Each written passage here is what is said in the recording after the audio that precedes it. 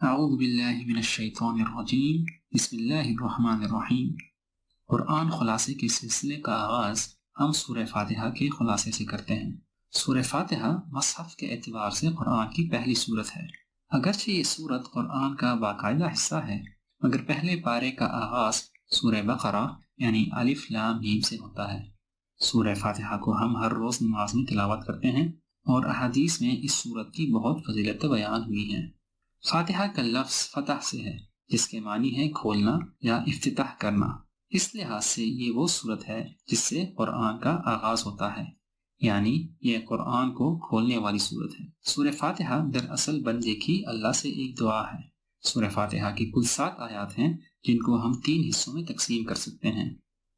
پہلا حصہ بسم اللہ سے لے کر مالک یوم الدین تک ہے۔ اس حصے میں اللہ کی حمد و ثنا بیان کی گئی ہے جس سے ہمیں پتہ چلتا ہے کہ ہر کام کی ابتدا بسم اللہ سے کرنی چاہیے۔ ایسا کرنے سے 3 فائدے حاصل ہوتے ہیں۔ نمبر 1، جائز اور نیک کام کی سمت معین ہوتی ہے۔ نمبر 2، برے کاموں سے بچنے کی خواہش ہوتی ہے۔ اور نمبر 3، خدا کی تائید اور توفیق کا حصول ہوتا ہے۔ کسی بھی دعا کی ابتدا ہم کرنے کا مقصد یہی ہے کہ انسان کے دل میں اپنے معبود یعنی اللہ کی خوبیوں، اس کے احسانات اور اس کے مرتبے کا احساس ہو۔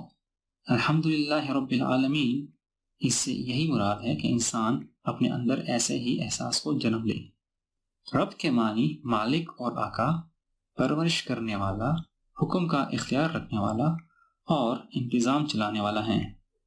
اس لحاظ سے اللہ تعالیٰ تمام کائنات اور اس میں موجود مخلوقات کا رب ہے۔ مالک یوم الدین یعنی قیامت کے دن کا بادشاہ اور اختیار رکھنے والا۔ وہ دن جب تمام بنی نوع انسان کو اس دنیا میں کیے گئے اعمال کے مطابق جزا یا سزا دی جائے گی تو اس کا فیصلہ صرف اللہ کے اختیار میں ہی ہوگا۔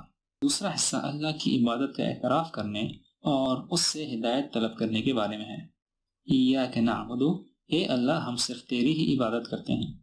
عبادت کے معنی صرف پوجا پاٹ اور پرستش کے ہی نہیں بلکہ عبادت حقیقی اطاعت اور فرمانبرداری، بندگی اور غلامی کا نام ہے۔ ایاک نستعین، یا اللہ ہم صرف تجھ ہی سے مدد مانگتے ہیں، صرف تیرے ہی آگے ہمارا ہاتھ پھیلتا ہے اور صرف تیری ہی مدد پر ہمارا اعتماد ہے۔ اہدنا الصراط المستقیم، یعنی اے اللہ ہمیں صراط مستقیم کی طرف ہدایت دے۔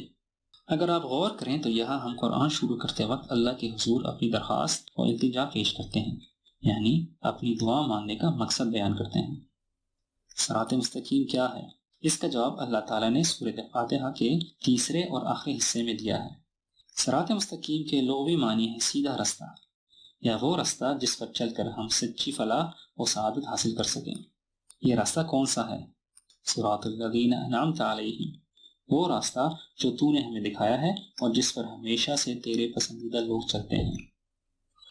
غیر المغضوب علیہم، یہ ان لوگوں کا راستہ نہیں ہے جن کو تو نے عارضی طور پر اس دنیا میں اپنی نعمتیں تو دے دی ہیں مگر اصل میں وہ تیرے غضب کے مستحق ہیں۔ لہٰذا سورہ فاتحہ ایک دعا ہے جس کی ابتدا اللہ کی تعریف سے ہوتی ہے اور جس میں انسان اللہ کی عبودیت کا اعتراف کرتا ہے، اور جس دعا میں انسان اپنے رب سے سیدھے راستے کی طرف رہنمائی مانگتا ہے۔ اسی وجہ سے سورہ فاتحہ کے آخر میں آمین کہنا سنت ہے، یعنی یہ کہنا کہ اے اللہ ہماری اس دعا کو قبول فرما۔ بندے کی اپنے رب سے اس دعا کے جواب میں رب نے پورا قرآن پیش کر دیا ہے کہ اس قرآن کو پڑھ کر اس کو سمجھو اور اس کے مطابق عمل کرو۔ قرآن کے خلاصے کی باقی قسطوں میں ہم 5 سے 7 منٹ میں ایک پارے کا خلاصہ صفحہ بصفحہ بیان کریں گے، یعنی ایک صفحے کا خلاصہ 15 سے 20 سیکنڈ میں بتائیں گے۔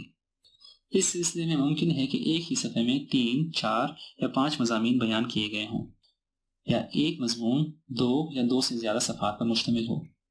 آسانی کی خاطر ہم نے ہر صفحے کے نیچے صفحہ نمبر بھی دیا ہے جس کو آپ 15 سطری قرآن میں دیکھ سکتے ہیں۔